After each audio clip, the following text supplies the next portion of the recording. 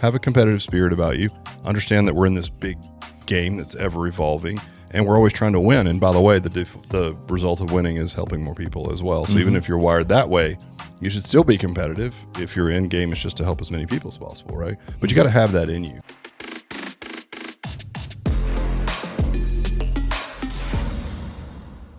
Hello, Matt. Hey, what's happening, Rick? Back in the studio, baby. It's been a long time.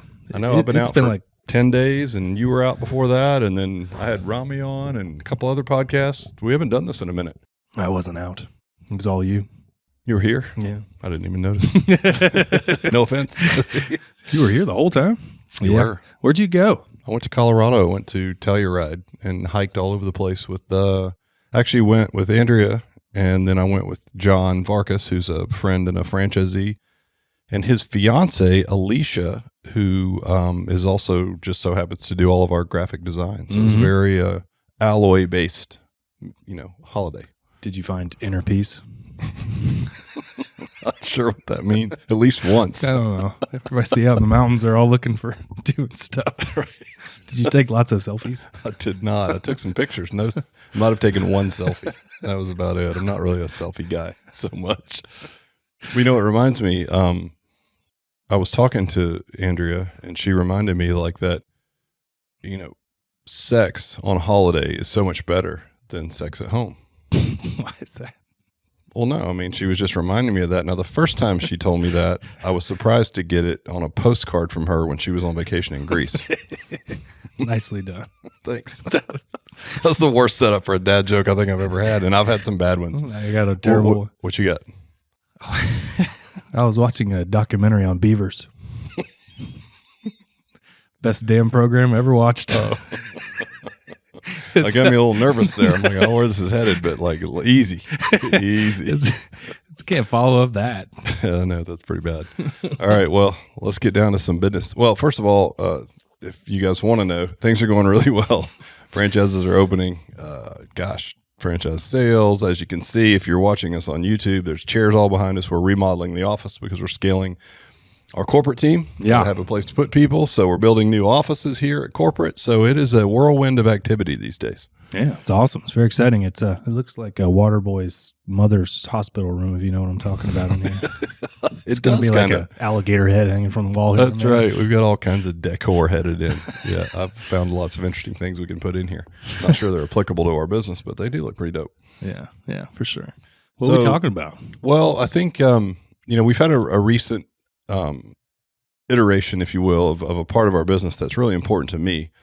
Sometimes it's something that just gets lip service, but I think it is really important, and I just wanted to discuss what we've changed and why we've changed it. And, it's around our core values, and so we don't take that lightly. But I thought we would explain why we did it, and what we chose and why. And then we added another sort of facet to our lens on our business, and we'll talk about that as well. Cool.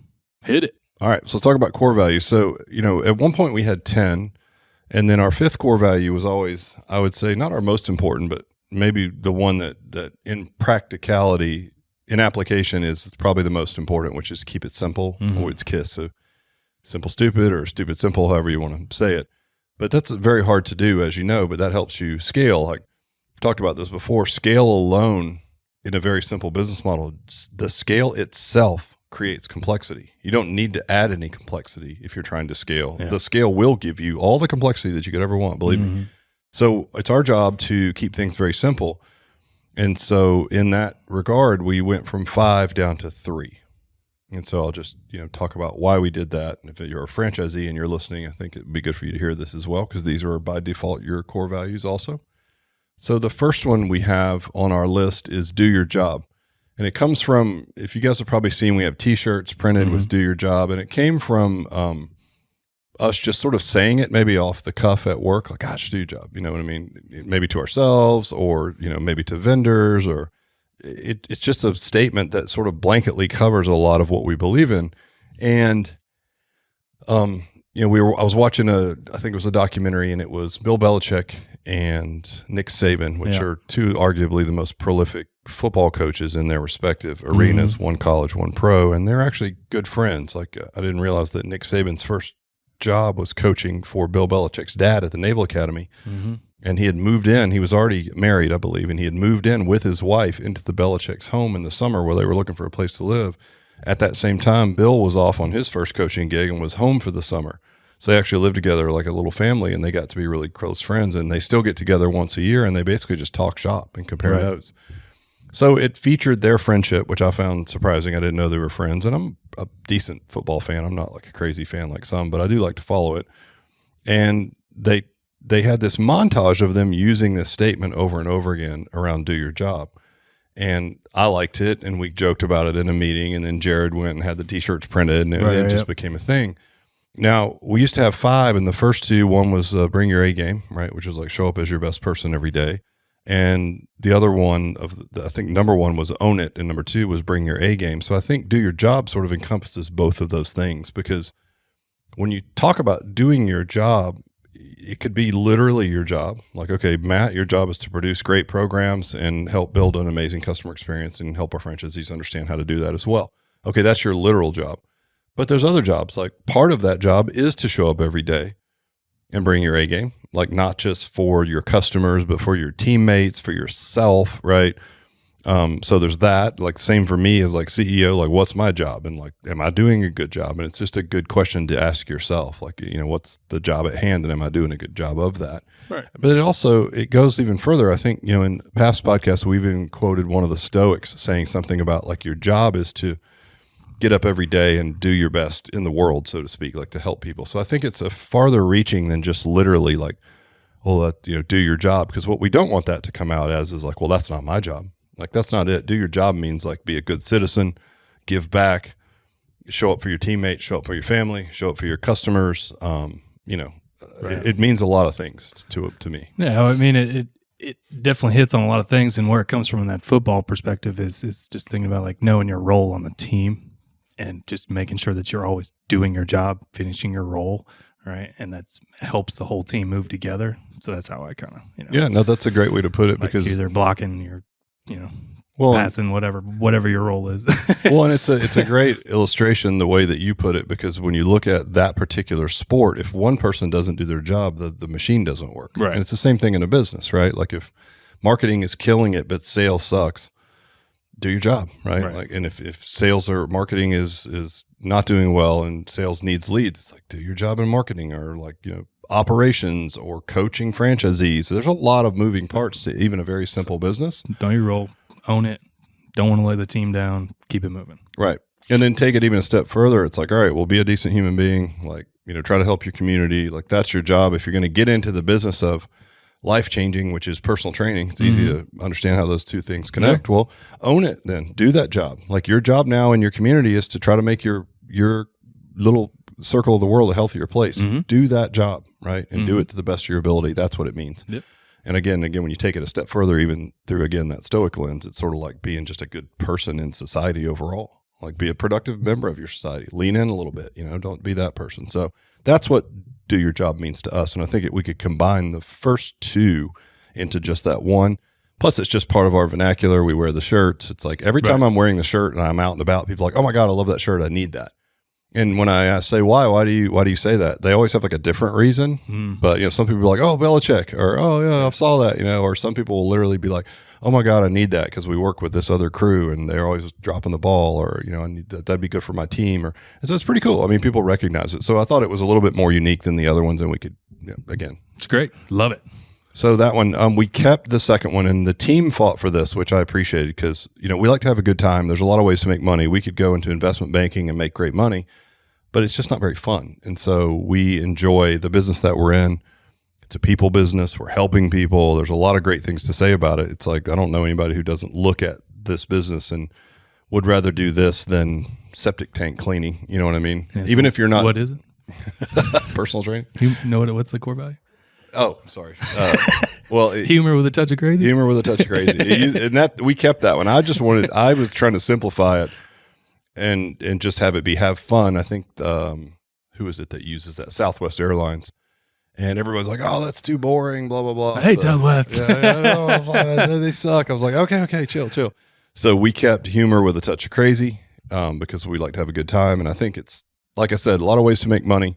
We could do it any way that we want, but fitness is pretty fun. So it's like, all right. I mean, if you just look at it from in the trenches perspective as a trainer, like you have to, have fun, enjoy it. Cause this is not, for a lot of people, this is not something they want to do, right? Nobody loves coming to work out all the time, or at least most people in general.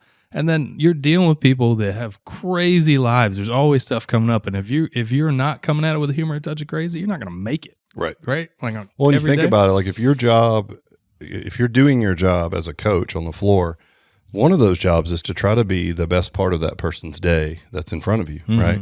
They may have had a tough day at work. They may have some personal things going on, like you mentioned, whatever those things are.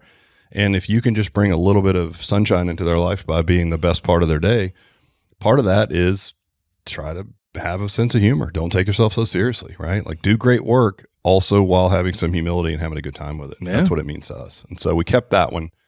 And then lastly, we kept the most important one, which led to us going from 5 to 3, which is keep it simple, which is probably the most difficult. And we've talked about it before, where a lot of engineering goes into making a smartphone, and that's amazing.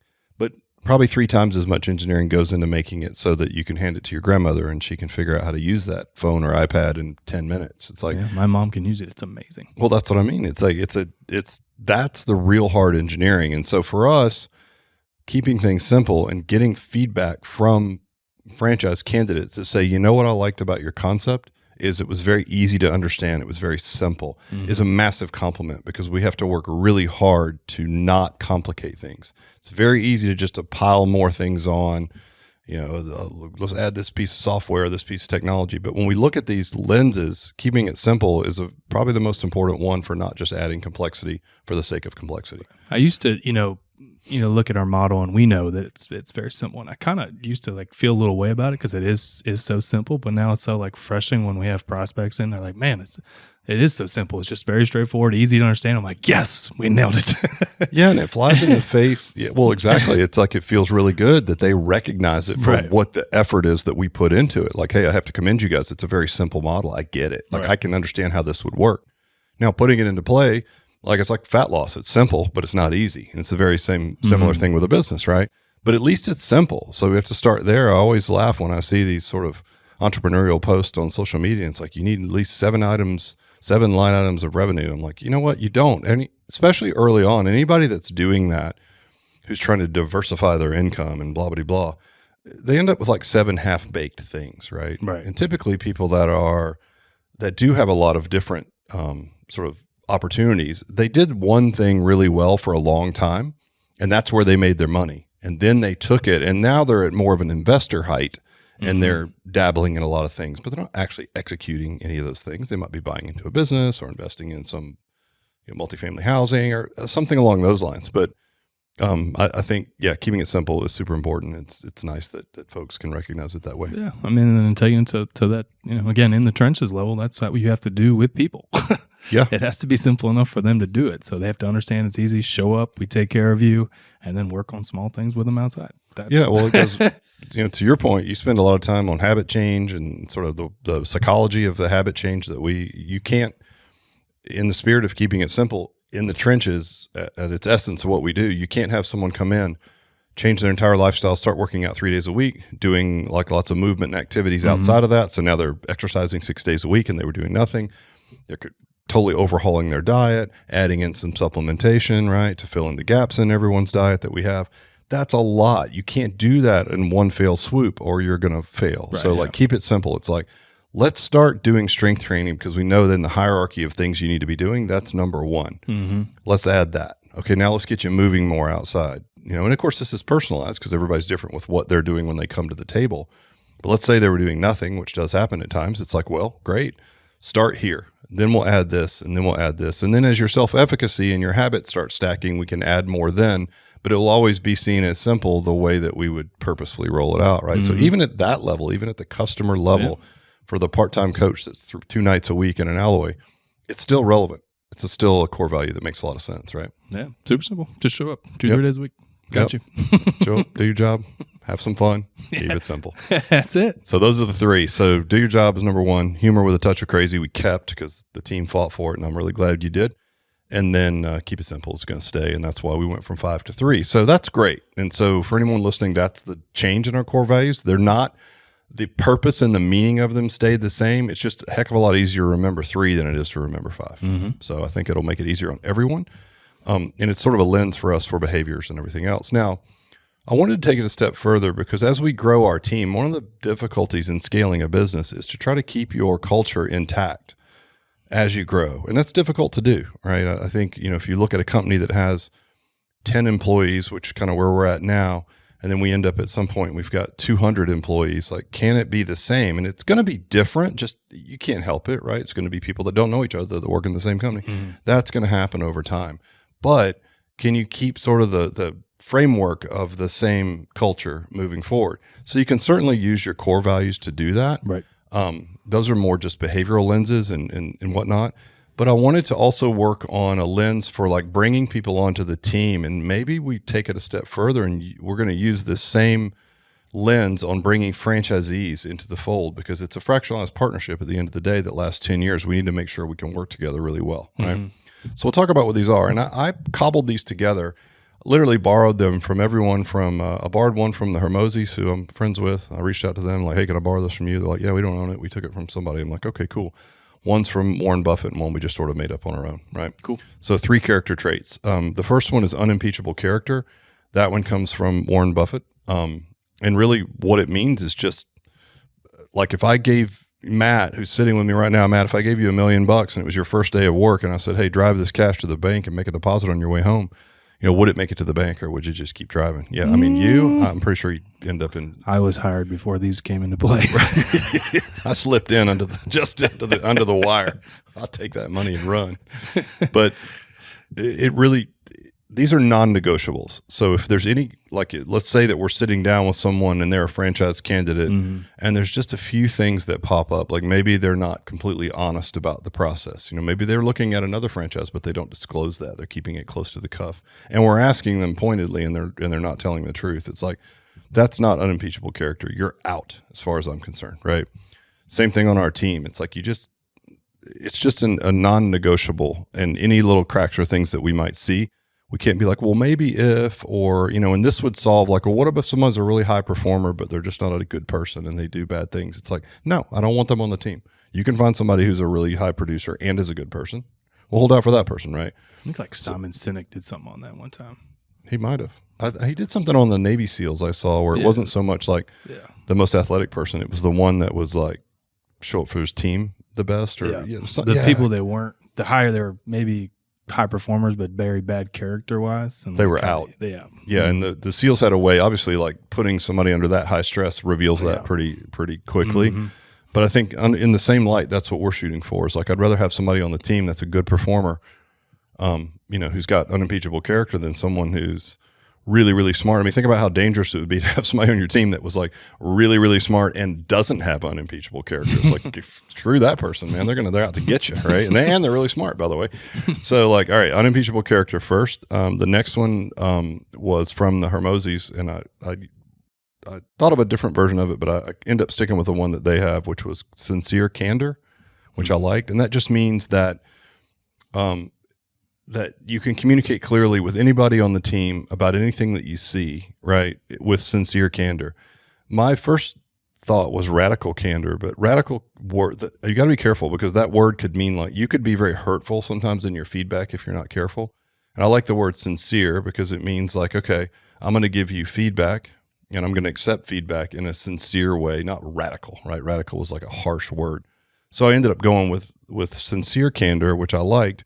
And I think, we've done exercises here at work around the book, The 5 Dysfunctions of Team. And it was an interesting exercise where we went around the table and somebody was in the hot seat and everybody else at the table gave them that person feedback. And they said, all right, say 3 positive things about this person. And then everybody at the table would take their turn talking to this person about something positive. And then everyone on the team had to say, I think, one thing that person could improve on. And it was interesting to see. I didn't even notice it at the time, but the person that was coaching us through the exercise, a business coach, pointed it out at the end. And what happened was that when we gave positive feedback, we gave no additional information. Like, Matt is good at blank, And then when we gave negative feedback, we talked a lot around it. You Right. feel bad.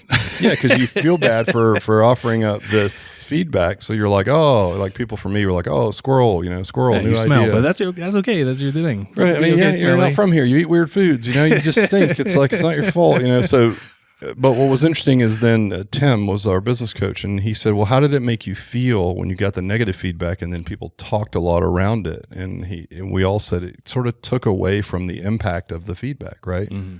It made it seem like they were almost apologizing for it. So like, did you mean it or not? And it really pointed out that the hardest, probably the biggest dysfunction on any team is like peer-to-peer accountability. Yeah. And it's one thing that I think that we've done pretty well. I mean, I'm always really proud when someone on our team like calls us, calls the team and be like, hey, yo, we need to quit doing this because this is not a good thing to say. We probably should say it this way, or let's not take this view on things. And that peer-to-peer accountability is a big deal. And that's where sincere candor comes from. And that means if you can't accept it and or give it, you're going to struggle on our team, because if you're not doing your job, going back to the core values, we're going to bring it up and we're going to talk about it, and we're going to help you. It's a coaching opportunity, right? Same thing for me. If it's like, yo, hey, Rick, we need to be doing this, this, and that. Like, I want to get that feedback, and I will take it sincerely, and won't have an ego around it. So yeah, it's tough. That's a tough thing to get to. It is. It's people to understand, like at the end of the day, like to me, right? It doesn't matter what happened, if something didn't happen, whatever. We're all here to win, and I just want to win, and I want you to win. And if we can get all like, that's where we are on the same page, it's such a better work environment. 100%. And that's easy for you. Like, you're just wired that way. Like, you always just want to win. Like, you even said it, I think, it doesn't matter to me. Like, I just want this to work, right? Mm-hmm. I don't think everyone's wired that way. So again, these are more like things as we look to scale. Like when you were hiring someone and you ask them about negative feedback that they've ever received, because you think of it, you can build interview questions around the core values and the character traits, right? Right. If they've received some negative feedback at their last place of work, how did they take that feedback, right? Where they're like, "Whoa, yeah, I killed my boss." I mean, it's like, oh, and so if you hear somebody who's complaining a lot about their past manager or whatever, it's like, probably not. So, and we see that here now that we're interviewing for, really important positions in the franchise. We do have questions built around these things, and it's easy to tell if someone is going to be able to share honest feedback and take honest feedback, which is probably even more important, right? So, number 1, unimpeachable character. Number 2, sincere candor. Number 3, competitive spirit. And I think when you look at competitive spirit, it's like there's a game. Like, business is a game, right? It really is. It's just a big game. And so the results of our game are altruistic in the sense that we're helping people get to a healthier place. And that's amazing. But the business is still a big game. And so we have to be competitive. Yeah. And so we are very competitive on our team. And I want that to continue. I want us to say, okay, well, this club opened with 125 members. Great. But how could we get them those 5 more members, right? Because you get your rock on trophy when you hit 130. So it's like, all right, well, like, I'm competitive. Like, I want the franchisees to be at 130. Well, I want to work with franchisees who also want to fight to be at 130, just for the sake of the fact that, yes, we're helping 5 more people, and that's the altruistic reason, but there should also just be some underlying competitive spirit in that person that wants them to chase that metric, right? Mm-hmm. Nothing else for the sake of, like, I'm just a competitive person. Yeah. If I talk to people that are doing really well in their sales, it's like, you look at Rami and his pre-sales. We had him on. I think his podcast just came out last week. He's very competitive, and he wants to know, like, how am I measuring up? Who's doing better than me? Da-da-da-da. It's just part of how someone's wired. So we want to see that, right, in somebody. We don't want them to be so passive, or in a competitive in a way that's like toxic. It's like, no, have a competitive spirit about you. Understand that we're in this big game that's ever evolving, and we're always trying to win. And by the way, the result of winning is helping more people as well. So even if you're wired that way, you should still be competitive. If your end game is just to help as many people as possible, right? But you got to have that in you, because some people don't. They just aren't wired that way.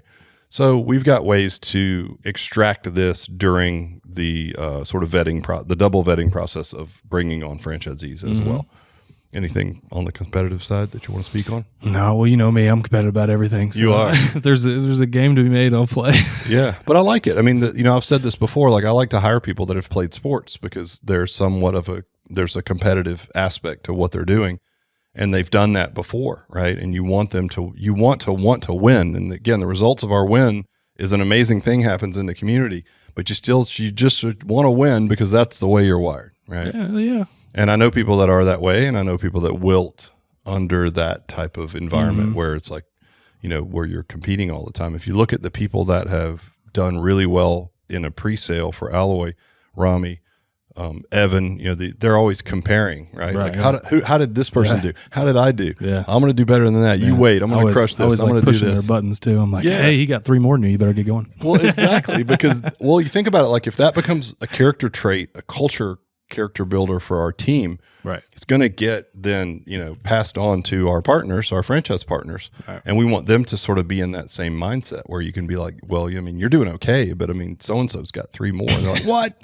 And you want them to go and chase that just for the sake. It goes back to humor with a touch crazy. Right. We're having a good time with it, but we do want people that are somewhat competitive. It'll just make you a better business person. Period. Yeah. Because if you're not, and things get tough, and they will, and inevitably, we want you to also have a bit of a backbone. Yeah, you got to be tough, right? Yeah, you have to be resilient to be a franchisee or an entrepreneur. We've talked about this a lot in past podcasts on all the things you have to do to get lined up to be a successful entrepreneur. One of those things, though, is you have to inherently possess a competitive spirit about you, or you'll just wilt under the pressure. Otherwise, you're like, hey, like what's the answer to this? Work harder, and that's that competitiveness that we want to see. Why are you yelling? Right. Yeah. Why are you so angry? I'm not. I'm excited. So reiterate, simplified the core values from 5 to 3. They're now do your job, humor with a touch of crazy, keep it simple.